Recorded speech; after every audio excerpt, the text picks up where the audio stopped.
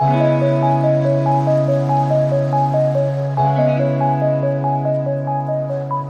uni applicants, it's lovely to have you here. Before we start, I should say I have COVID, so my voice doesn't sound right, but I wanted to get this video out as quickly as I possibly could so that you guys have time to utilise these resources before you go back to school in September. Now that you should be writing your first or even your second draft, I'm hoping that this video will be the perfect time for you. For context, I applied to Cambridge for Human Social Political Sciences, I applied to Leeds and Bristol for Politics and Sociology, I applied to Manchester for Politics, Philosophy and Economics, and then I applied to York for Social Sciences with philosophy. I've got offers from all 5 universities and I'll be attending Cambridge in October. Okay, you should now be able to see my screen, so I can show you. This is my personal statement. It ended up being, we can actually find out, so it ended up being 3,665 characters. For those of you who don't know, you get 4,000 characters maximum, and or I think it's 47 lines. Basically, that's all that UCAS will let you fit into your personal statement. So I was actually a little bit under that. A lot of people end up above it and they have to cut. Don't worry about that. So we're going to start off with my introduction. So in my first line, and I'm really proud of this first line, I should say, I have never appreciated my own identity as a negation of the other as much as I did walking out of Sartre's No Exit. I immediately bring in an analytical perspective. I'm talking about the negation of the other. So my entire personal statement is themed around the general idea of otherness and then also misinformation. So when I'm bringing in the other straight away, I'm bringing in a theme, and it shows for the rest of my personal statement that it's really coherent because I've reminded the person reading it for the very first time, I'm going to talk about otherness, and then I continue to talk about otherness.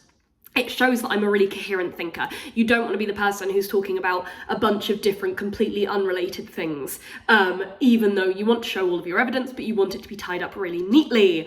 I also think that it's very useful to get a piece of evidence. So a piece of evidence will be your books, your online courses, your clubs, your work, all of the extracurriculars and supercurriculars that you're going to be doing. I think it's really useful to get one in as early as possible, straight in the first sentence. So I then go on to say this was perhaps the first time I truly understood the importance of a societal pool of knowledge that I had first read of in Miranda Fricker's Epistemic Injustice, Power and Ethics of Knowing. So Miranda Fricker's Epistemic Injustice, Power and Ethics of Knowing, I believe it's either a paper or a book, but it's an academic paper essentially. So I'm getting in another piece of evidence right in there. I'm showing that I'm reading, because my first piece of evidence, I think, honestly, it is kind of a strength because it kind of turns heads. It's quite interesting if your first piece of evidence is something a bit unconventional. So mine was obviously a play. It was a highly academic play, but it is a play nonetheless. So I like to think that that was quite an interesting introduction. It sort of evoked the reader's interest in a way, because I didn't just say like, oh, I read an introduction to politics. Like, it's something unconventional, but I quickly jump into like, to show that I also do the academic work, I do the conventional stuff by mentioning another paper. I also think another strength in this sentence is, another thing you should be taking from this sentence is don't just list off the things that you're doing. You want to show that you're analytical, so you need to not just talk about what you've done, but what you've drawn out of it. So I, from this, have drawn out a societal quote-unquote pool of knowledge. Giving a quote, it shows that you've actually read the thing, it shows that you've taken something from it, and it shows that you're being analytical. So then I talk a little bit more about what Fricker's doing with it. I specifically talk, in this case, this is more of the like showing that you are very analytical. I specifically did a second sentence on this because my APQ was on epistemic injustice, which I then go on to explain. So that's a kind of third piece of evidence. You can use your APQ as a piece of evidence if it's related to your degree course. Again, we're just talking about another book. I think in this entire thing, the bit that you will notice through this entire first section is that I don't just say, I did this, then I did this, then I did this. The important bit for me is that I essentially follow the sort of maxim of, I did this thing, I specifically zoomed in or drew this from my piece of evidence. This interested me to further research this or to further familiarize myself with this, I therefore did this. So it follows this really coherent path, which I think just comes across as, it just shows you're a good researcher.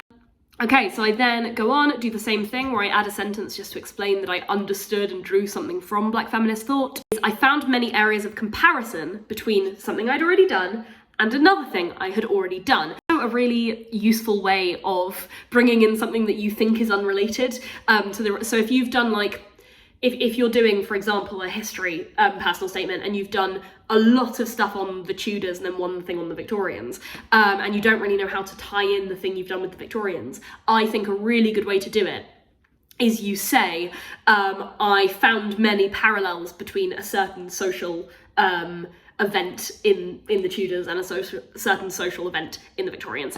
So again, being very, very, like, I make sure after every single piece of evidence I put in that I have a sentence, and I didn't do this when I initially wrote it, and my teacher had to come back, so this is my third draft. My teacher came back after my first draft and said, okay, this is great, you've got so much stuff in here, but you have to explain what you've taken from it, because you're jumping, and it looks like you're just taking in this information quite passively.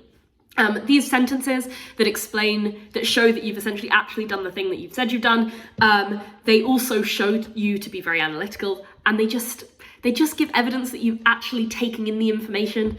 So again, having noticed the parallels, I think this is, I don't really like that I became ever further fascinated by the study of both politics and sociology. I think that's a little bit like, I put these sentences in at the start and the beginning of most of my paragraphs because, as you will have noticed before, I applied to a bunch of different courses. So I applied to courses that had politics, had sociology, had philosophy, had economics, had anthropology, and then had philosophy. Did I say philosophy? I think so. Point being, I applied to a lot of different types of courses, and I thought if I sort of dropped in at some point the study of politics, sociology, anthropology, philosophy, everything like that, then I could fool the people reading my personal statement into thinking I was actually only applying to that course, which I don't recommend it. It's kind of a waste of words. I think at some point you do have to sort of make one of those wiping statements just to tie everything up, but you could probably do it in a slightly less janky way than I did. Okay, so we're moving on, and then I start talking about my A-levels. So I initially, when I wrote this, did not write about my A-levels at all. I didn't mention them at all. And then my teacher came back and was like, Ruby, you've been doing this for the last, you've been aggressively studying these topics for the last 2 years. In the case of politics, I'd been studying it for 4 years. He was like, you have to mention it. If you ignore it, it looks a little bit like, I don't know, I think there's two sides of it, which is you don't want to focus entirely on your subjects from your A-level, because then it highlights the wrong thing. It doesn't highlight the work that you've been putting in beside that. It instead just highlights the work your teachers have been making you do. But if you ignore it, it feels like you're not making those analytical links between the things you're studying in your daily life and the stuff you're doing outside of it. You want to show that you habitually make these really interesting links. So I started with, I have expanded on my academic study of politics and philosophy A-level through a number of courses and conferences. I think the phrase through a number of courses and conferences, again, bit vague, bit janky, could probably get rid of it. Yeah, I think a number of courses and conferences, I don't like that, don't do that. I then go straight into talking about another concept. Having studied the interaction between sovereignty and international action in my politics A-level, I explored this in relation to the UK further in a debate chamber course, in which I first learnt about the misrepresentation of Brexit in the UK news in comparison to the reality of the negotiation.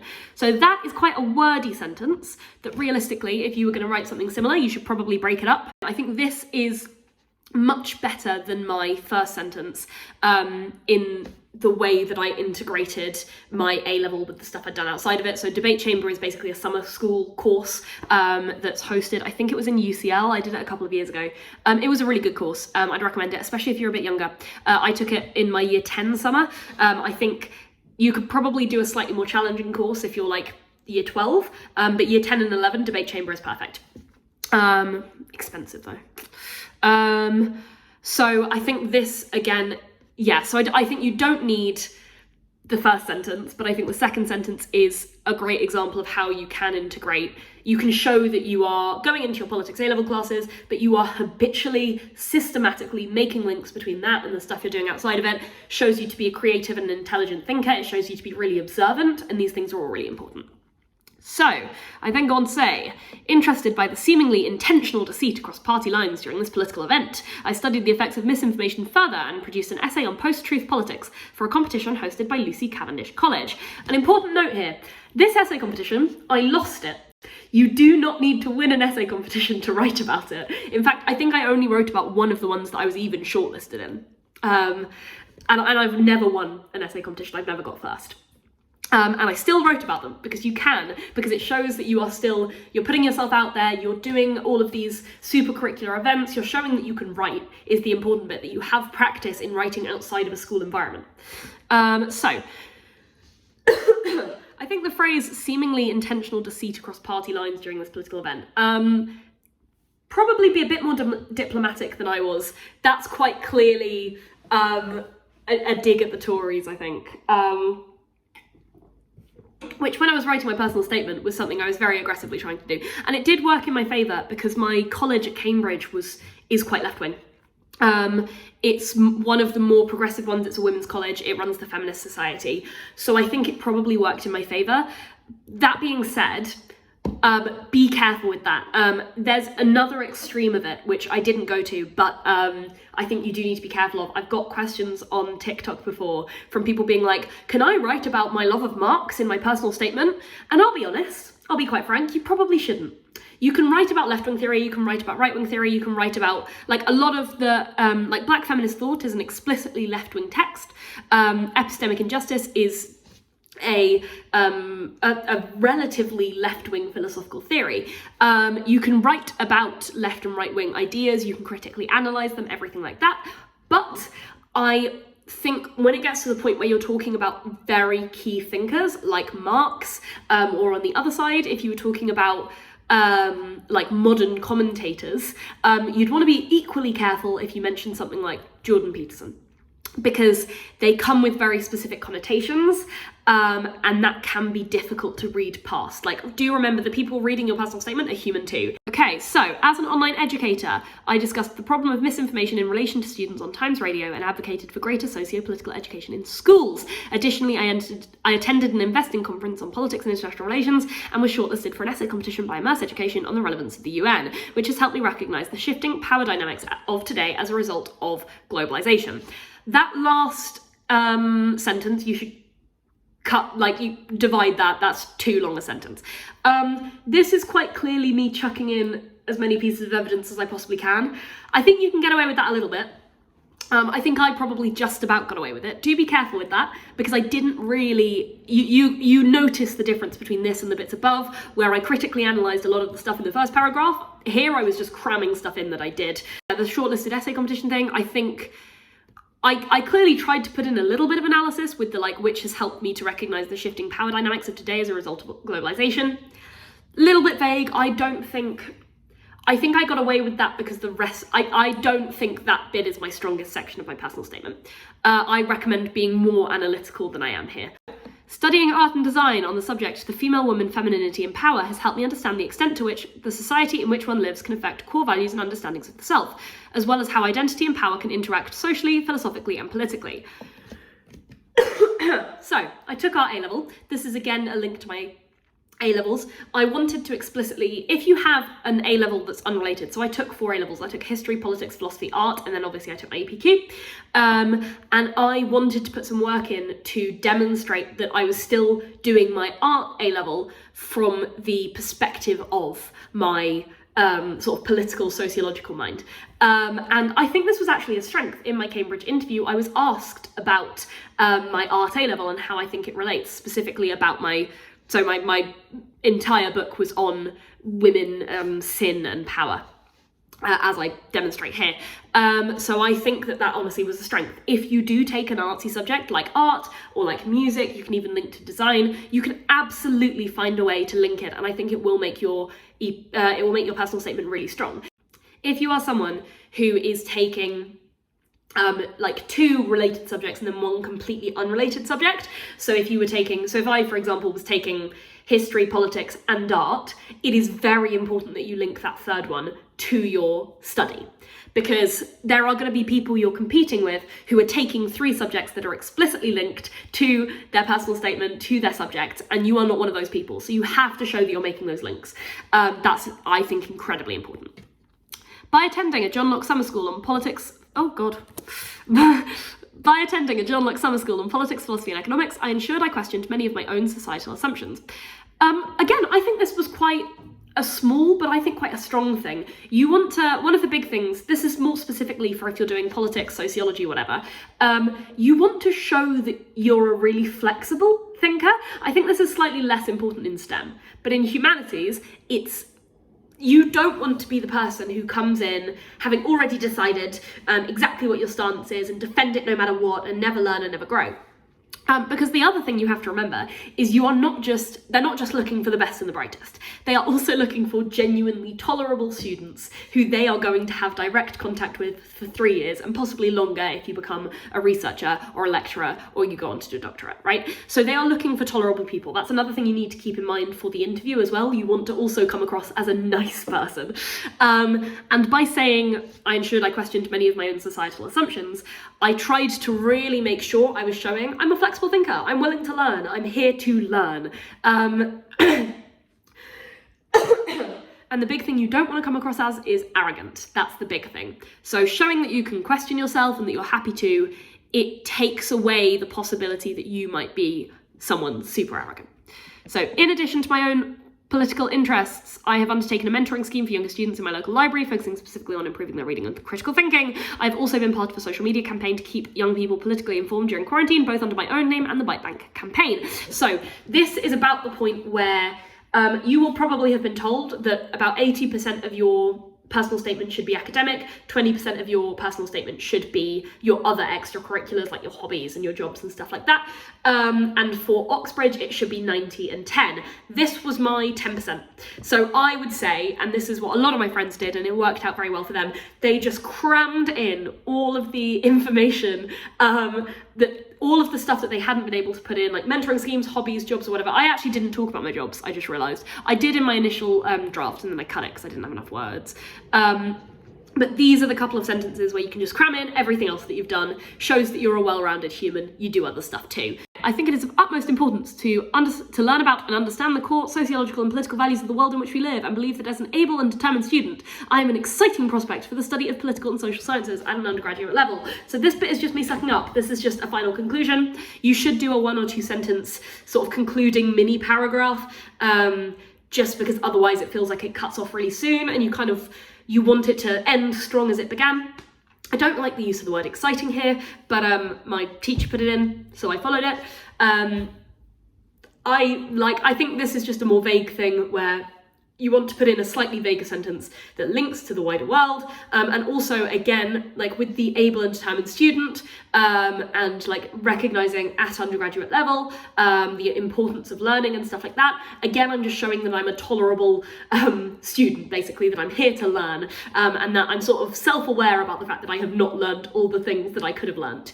I should make it clear, this was my 3rd draft, so this had been through the run a couple of different times. I'd got feedback from a couple of different people by the time I got to this. My 1st draft was significantly worse than this, and that is something to be very aware of. So that's my personal statement. If you want to see me go through a couple of other model personal statements, let me know, because I am more than happy to do that. If you want any other personal statement or other UCAS videos, just let me know in the comments below, and also let me know what subject you're doing. I might be able to offer some subject-specific support from some of my friends. I'm tempted to bring in some of my friends that take STEM or I have a lot of friends doing psychology as well, and I have a couple of friends doing business, and I think I have at least 1 friend doing maths.